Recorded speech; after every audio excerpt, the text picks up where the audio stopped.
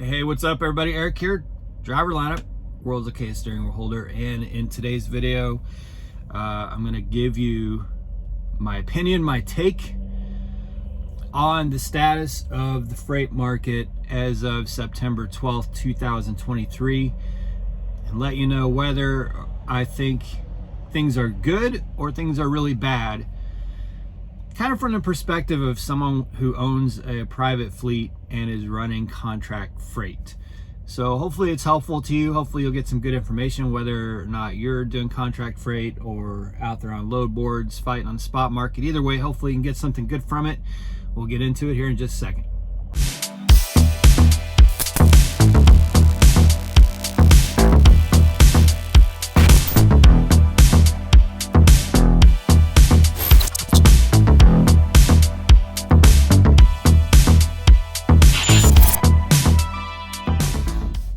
All right, so I'm sitting outside of Detroit, about to go into Detroit to get a load that I'm familiar with. I've picked up a few times. Never picked one up solo. I've picked one up team, but I'm familiar with it, so excited to go get it. It's good paying. But if you run a fleet of trucks, you had better pay attention to the freight market. And I do. I try to nerd out, and I'm kind of thinking back on, I would say it was probably mid-October of last year, 2022, that I started seeing some things that concern me. And I may have done some videos on it about that time, where it was like, ooh, this is not good. You know, this does not look good. And sure enough, the winter, of course, every winter is brutal, but last year, the whole fall, winter, spring were just awful.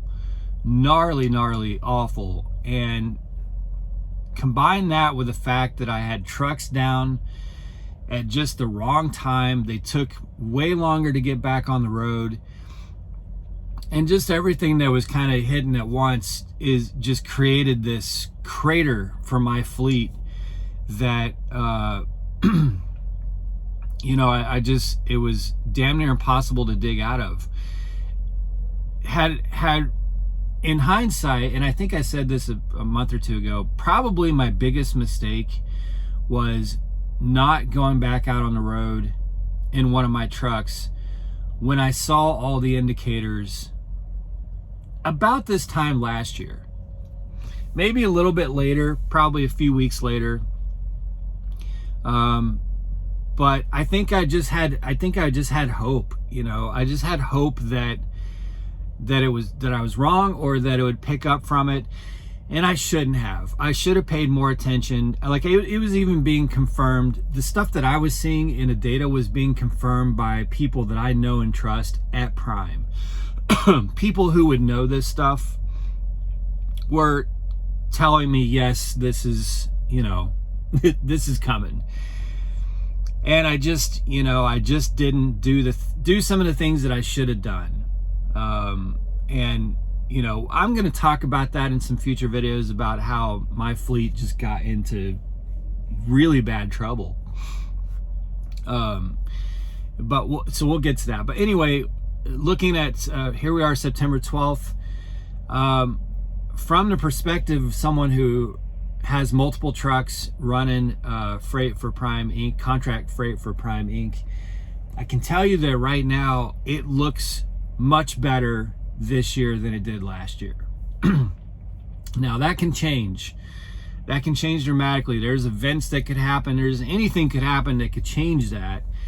But right now, things are looking better. Now, if you don't have good fuel discounts, things might be looking worse for you, because I think the average cost per gallon of diesel went up from over 60 cents from July to August, and then another 20 or 30 cents from August to September.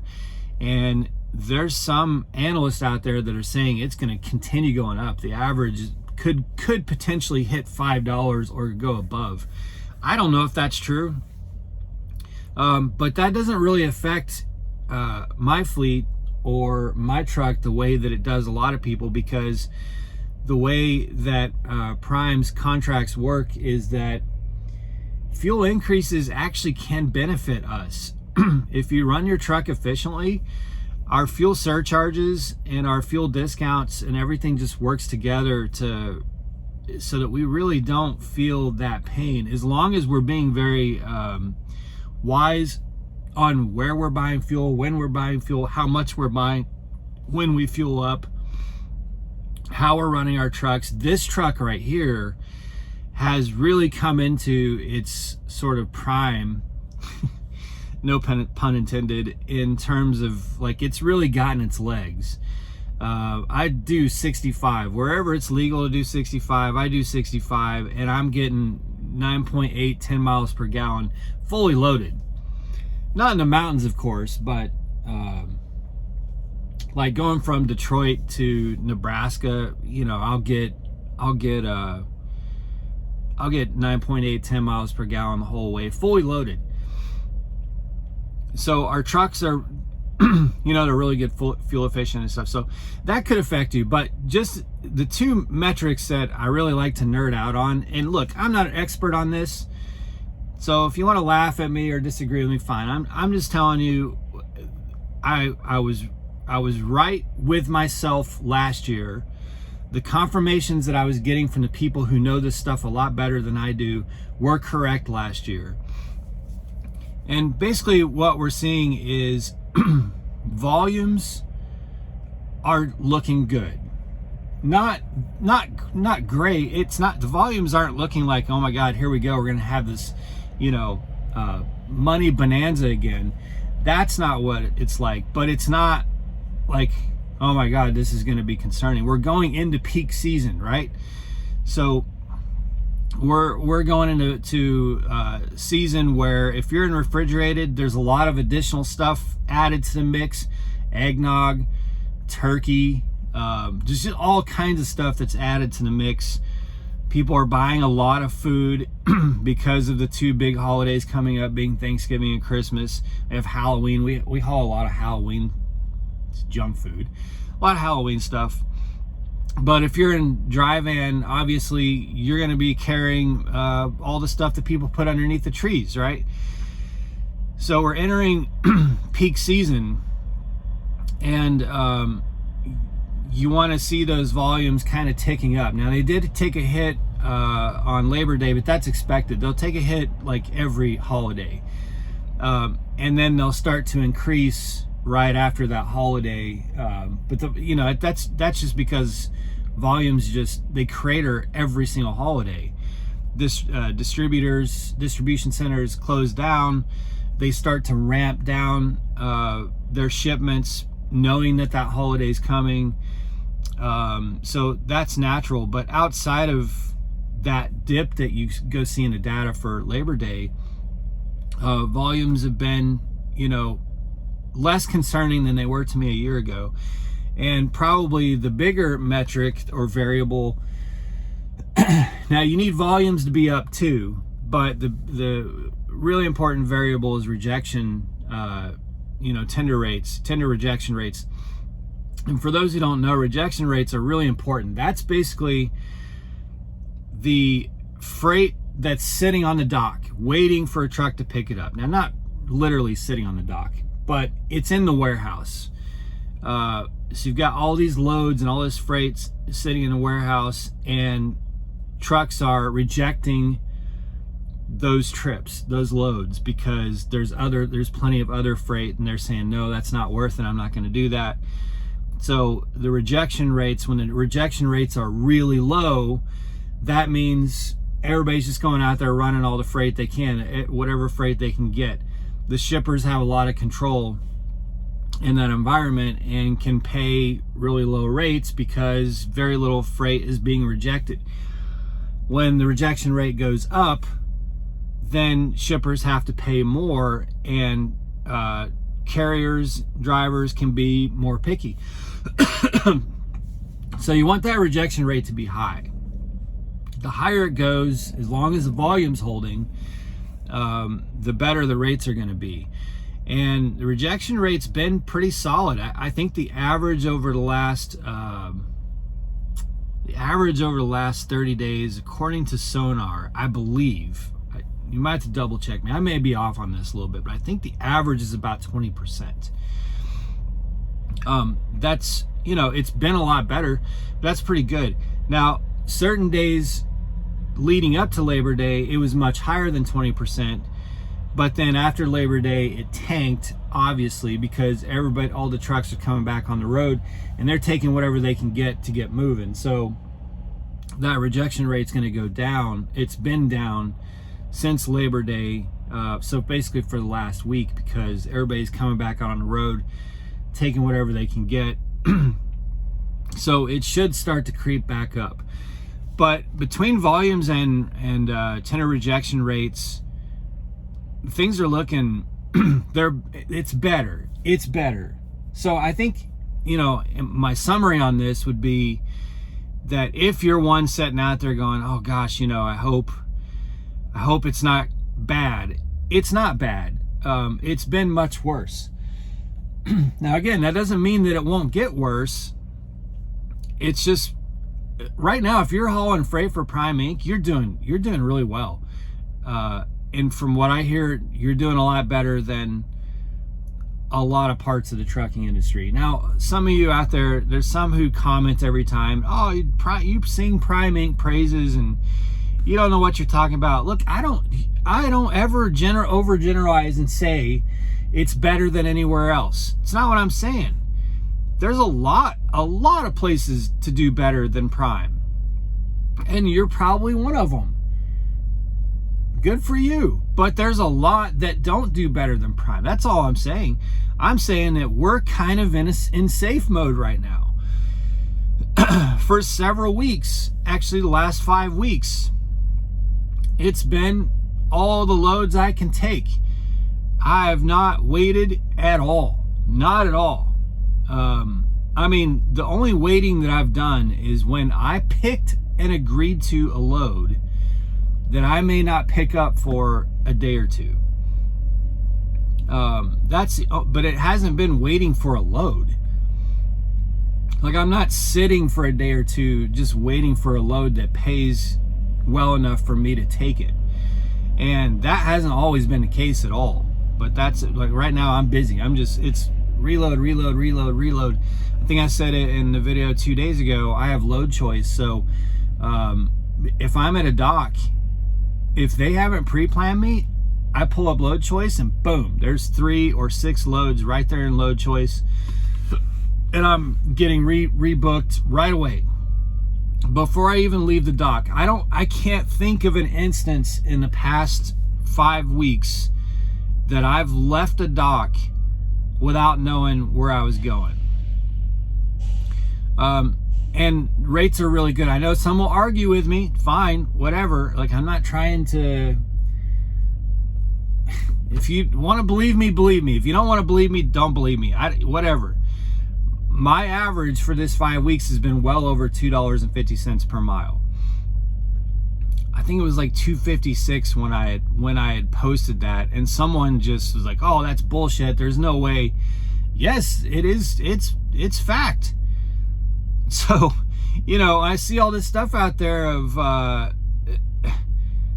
you know, companies like Prime are ruining it for the rest of us, taking all this sub $2 dirt cheap freight. We have some freight that's under $2, but to be honest with you, $2 is kind of our floor right now. I mean, you're only taking cheap $1.50, $1.20 freight if you're in like Pennsylvania, Florida. You know, if you're trying to get out of one of the areas where it's just always dirt cheap freight, then you're taking that cheap freight. But if you're in the Midwest or anywhere where there's produce or anything like that, meat loads, all that stuff, the floor is kind of $2 a mile for us. So I don't know what the hell you're talking about. If you're saying that it's carriers like Prime that are forcing all the freight below $2, that's not our story. So if that wiggles you wrong, I'm sorry, but I'm looking for $2 as the floor on all my trucks. And that's kind of the case. I'm on a load that pays $2 something a mile right now. I think one of my trucks, well, actually both of my other trucks are on $4 a mile loads, but they're short loads. They're like 200 mile loads. But I think both those loads pay like $850, $900, and they're just overnight 200 mile loads. But they both just finished 1,500 mile loads that they got roughly. The truck was paid $2,000, or I'm sorry, not $2 a mile. So it's we're pretty well positioned right now. As long as there's not any big global events or anything like that, and things just keep trending the way they're trending, I think that we're gonna fare better. We're positioned to fare better this year than we were last year. As of today, as of September 12th, 2023, things look better. Again, they don't look great. They look better than last year. So that's just my take on it. So I'll probably revisit this like a month and say, oh my God, what happened? Hopefully not. But I'm just, there's, so much out there of so doom and gloom, and if I do the doom and gloom thing, it's because I really, truly, sincerely am seeing stuff. It's not because I just want to be a Debbie Downer. Like, it's because I'm truly seeing stuff that I feel is concerning.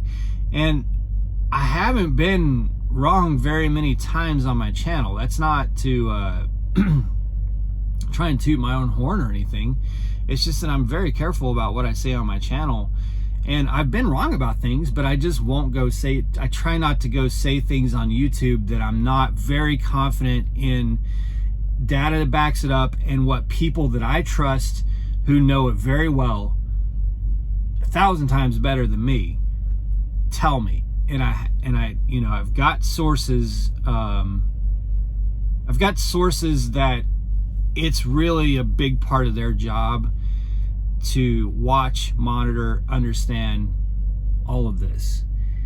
And man, about this time last year, some of those sources were like, it's about to get ugly, like they were just flat out telling me it's about to get ugly.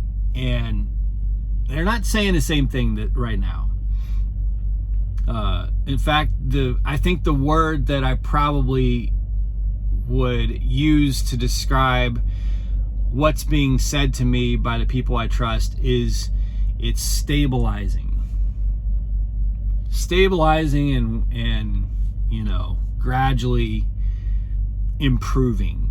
So, but again, that could change at any time. So I don't know what, I guess my point to you would be that and I tell my drivers this, that now is the time. Right now is the time. If you're thinking about going home for a week or two, this is not for my drivers, because they are about to cycle some home time, but my drivers have been out on the road for months. But if you maybe are thinking about going home in your lease or owner operator or something, you might want to rethink that right now, because if things are kind of popping for you right now and they're going good and you're staying reloaded and the rates are okay, that is probably going to be the case for the foreseeable future, next month or two, certainly. So you may want to take advantage of that as best as you can.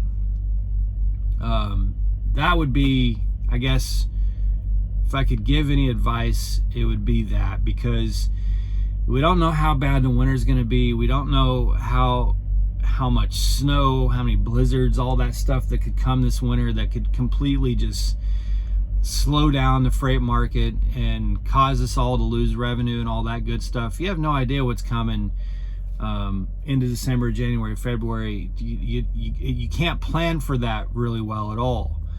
But what I think we know right now is that we're in a pretty stable environment, again, provided nothing big happens. And if you're having good freight right now and making decent money right now, then I would recommend that you do whatever is possible to take advantage of that, because it's probably going to be the case for the next month or two at least. So if you can put off some home time and keep that truck moving, maybe consider it. Maybe that's the, maybe that's the little piece of advice I'd give. All right, I gotta get going. Be safe, guys. Make good decisions, and as always, drive to thrive. Talk to you soon.